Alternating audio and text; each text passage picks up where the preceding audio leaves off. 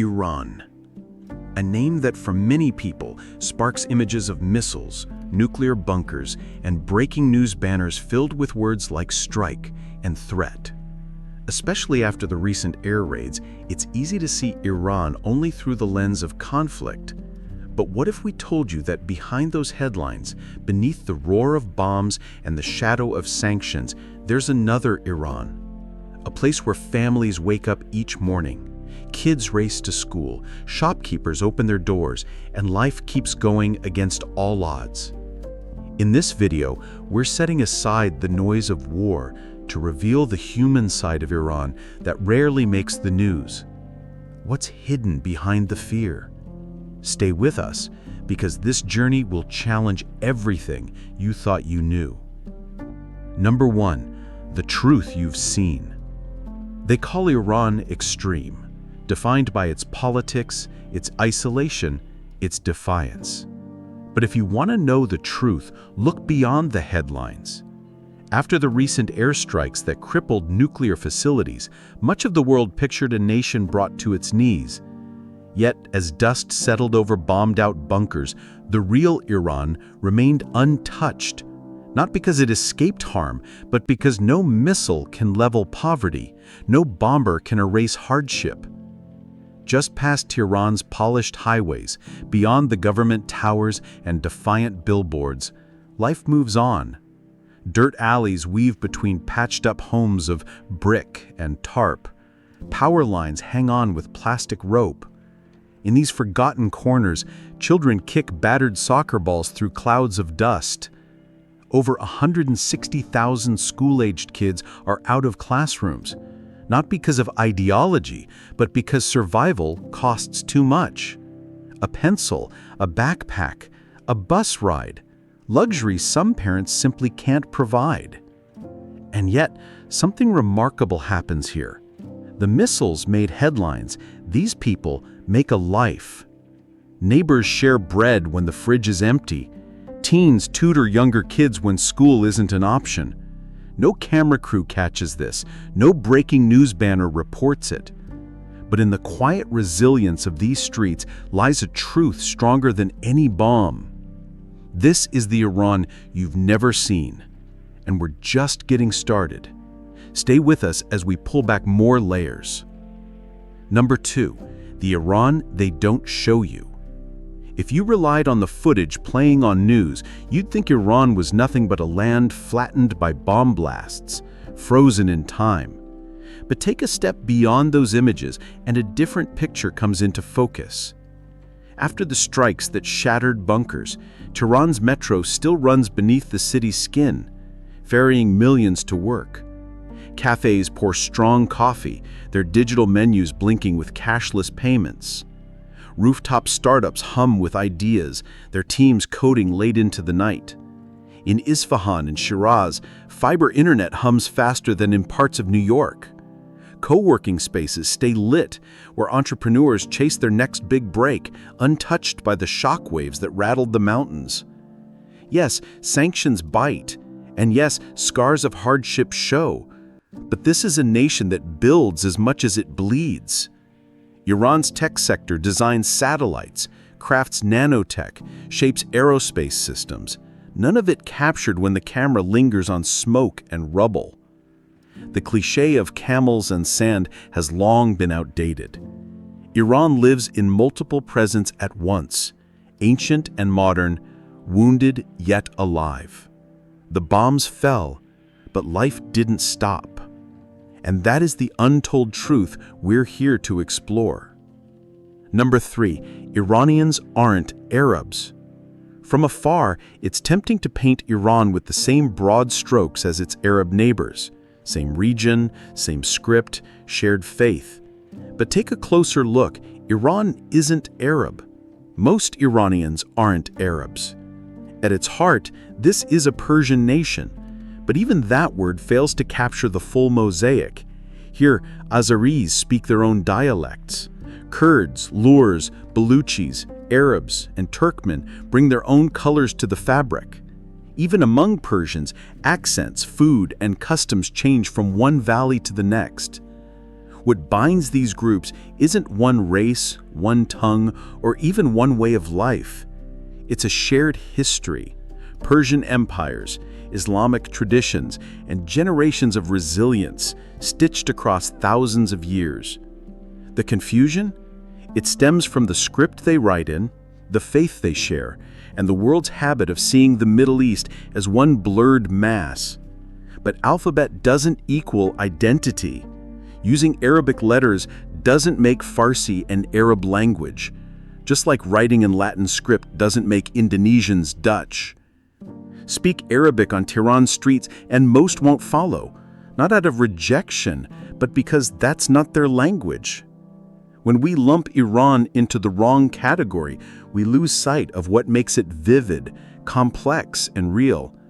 And that's where the real story begins. Number 4. Is Iran really aggressive? The label of Iran as a hostile, aggressive nation didn't just materialize overnight. Decades of strained relations with the U.S., hostage crises, sanctions, fiery speeches have hardened that image in the American mind. But when you strip away the headlines and look at the history, the reality tells another story. In the modern era, Iran hasn't started a single major war. The bloodiest chapter in its recent history, the Iran-Iraq War, wasn't of its making. That brutal 8-year conflict began when Iraq invaded Iran, forcing the country into a war of survival, not expansion. And even now, Iran's military doctrine is anchored in the idea of no first strike, a principle its leaders repeat again and again. And here's where recent events give us a lesson in perception versus reality. When America's bombers and missiles lit up Iran's skies in a massive, coordinated strike, the world braced for retaliation, but none came.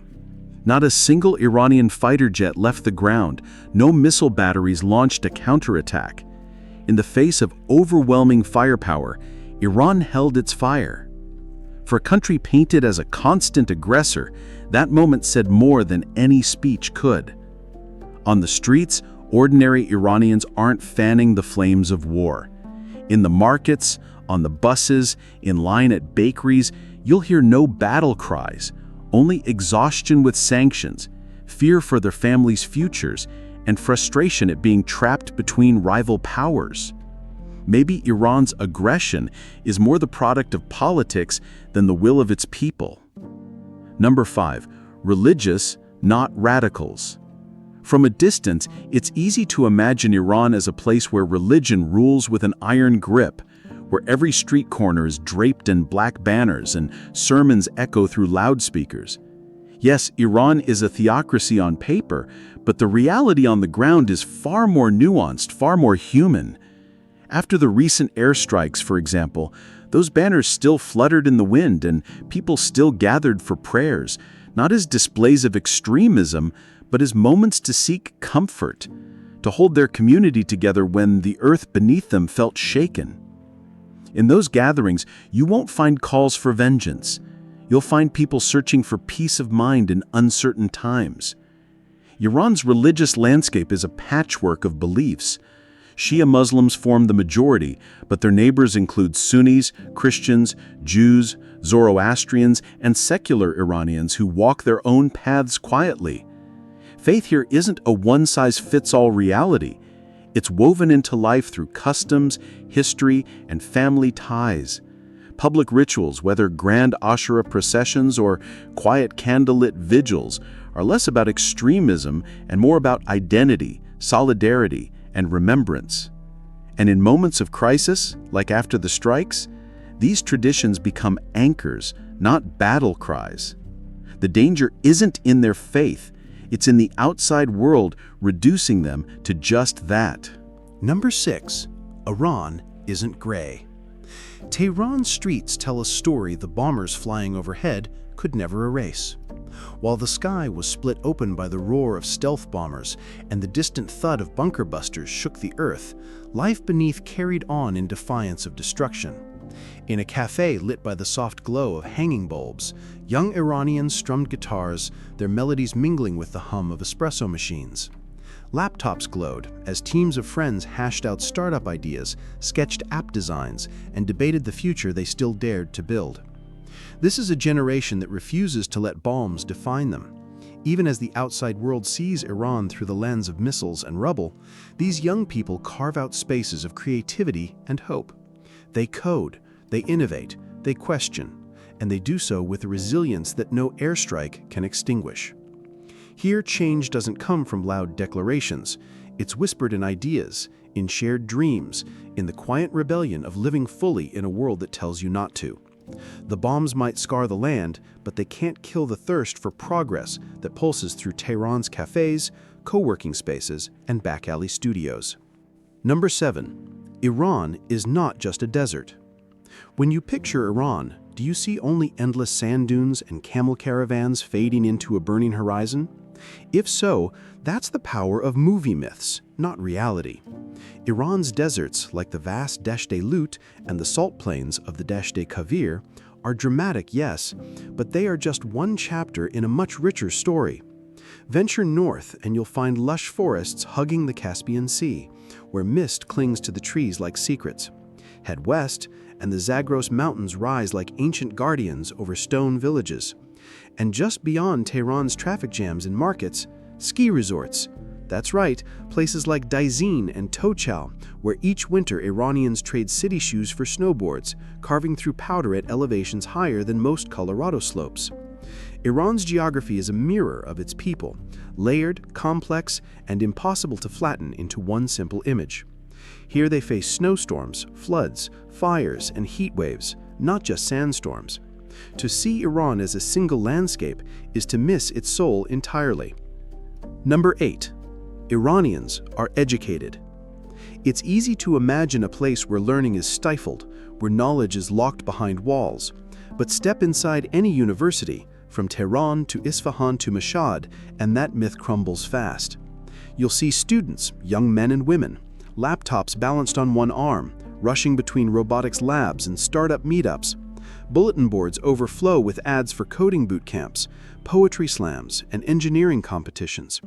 Nearly 60% of these students are women, a figure that rewrites every lazy stereotype about Iran's future.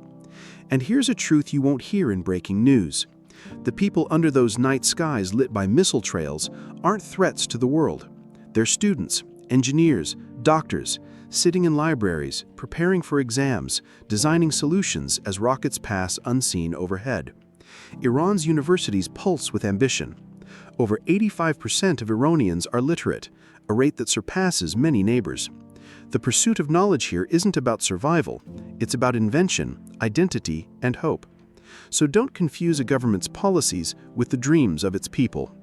Number 9. Women in Iran. Even on the tensest days, when the sky vibrates with the low roar of engines, when the news is filled with words like strike and escalation, Iranian women show up. They unlock the doors to their shops at dawn. They take their seats in university lecture halls. They guide patients through crowded hospital corridors. In classrooms across Iran, women don't just match their male peers, they surpass them.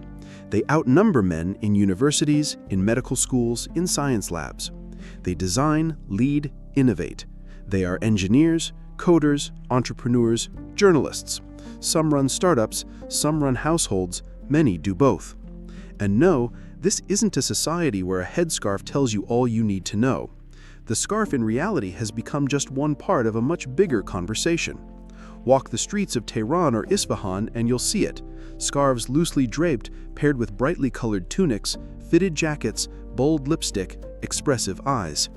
It's not about fashion as ornament, it's fashion as statement, fashion as survival.